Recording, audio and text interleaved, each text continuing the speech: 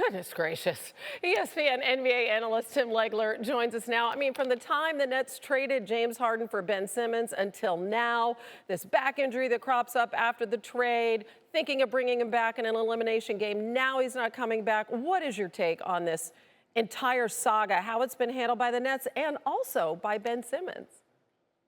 Well, first of all, from the Nets standpoint, I think it's been handled poorly from this standpoint. When Ben Simmons first got there in February, okay, and we knew what he was dealing with in Philly, which he was describing it more as mentally not being ready to play. Never really discussed anything physically. You expected him to see the court after he got himself into game shape, probably sometime by the end of February, early March at the latest, to give him a good 6 weeks prior to the playoffs starting to acclimate himself with his new team and to remind people of his value to the game. When that didn't happen, Hannah, by the time you got to late March, getting into April, to now expect a guy who the last time we saw him was really having a meltdown offensively in a series with Philadelphia against Atlanta, to now take off an entire year and be thrust into the most important time of the season when the intensity is at its greatest, the scrutiny is at its greatest.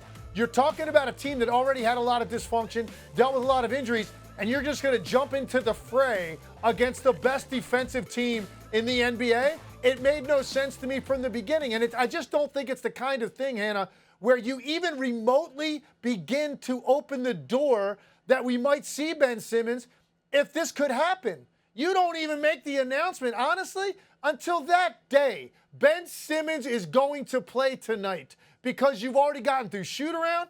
You know that you're preparing, you're leading up to the game. You don't even start to tease things like this when a guy's missed an entire season. I thought it was putting him in a bad position from the beginning. I don't think the Nets handled it great. And from Ben Simmons' perspective, who really knows ultimately what exactly is going on with Ben Simmons? But here's what I do know. The guy needs to get to a summer with the Nets.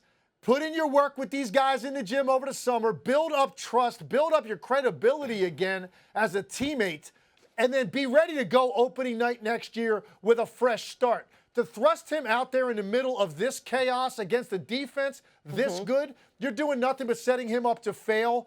And what's the point of coming back for one game and then going into your summer? Makes absolutely no sense to me. It never has. Shut him down, get him ready for next season. He needs a summer with this team to build up who he is and get their respect. Because right now, I don't think guys in that locker room feel that way about him. Yeah, not just setting him up to fail potentially and putting undue pressure on him in an elimination game, but also setting him out there for some pretty intense criticism, which he has received by just floating the idea in the first place that he might play today in Game 4. All right, meanwhile, the Celtics, they've been the better team in every phase of the game, Legs. They have a masterful defensive scheme. They have completely frustrated Kevin Durant.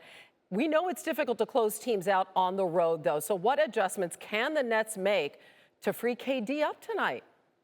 Well, the biggest one, I think, starts with Kevin Durant, because I thought in Game 3 he looked very tentative and indecisive.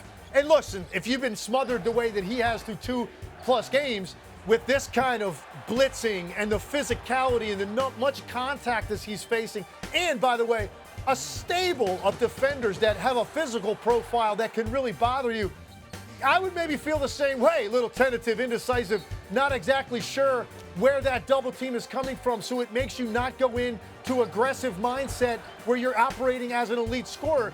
To me, he looked a lot like he did his rookie year in Game 3, and that's not who Kevin Durant is. So I think he's got to go quicker, he's got to be more decisive, and I think he's got to come out in the first 6 minutes and use Boston's physicality against them to get to the line, to put his team in the bonus, to try to get himself something easy where he sees the ball go through. And most importantly, just think like a scorer. It's about buckets in this game. It's not about playmaking. It's about you going out and showing people who Kevin Durant is. Now, I don't think it's going to be enough, because I think Boston eventually at some point in this game will hit them with a 10-0 run where they string together 5 stops. And I think the Nets don't have the collective spirit to fight through that kind of adversity in this situation. And I think then the Celtics go on and win this game and get on to the next round. But I think Kevin Durant can be much better if he just plays quicker and more decisively before all that action comes his way. And let's face it, if the Nets played some defense, they would get transition buckets as well. I mean, this could be easier, even though they are facing that very long,